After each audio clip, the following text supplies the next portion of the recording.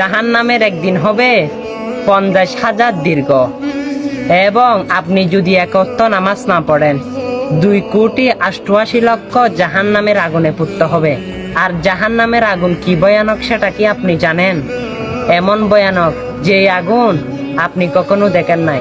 অবশ্যই জাহান্নামে দেখবেন। আর জাহান্নাম কার জন্য রেখেছেন জানেন? যারা নামাজ পড়ে না সবাই কিন্তু জাহান্নামে হবে।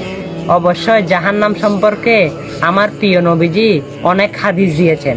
আর সবাই চলুন 5 ওয়াক্ত বেশি বেশি নামাজ পড়ি, আল্লাহকে রাজি করি, জান্নাতও আমার জন্য রাজি হয়ে যাবে। আর বেশি বেশি ভিডিওটা শেয়ার করি। অবশ্যই আপনার কথা শুনে অনেকের মনে ভয় চলে আসতে পারে।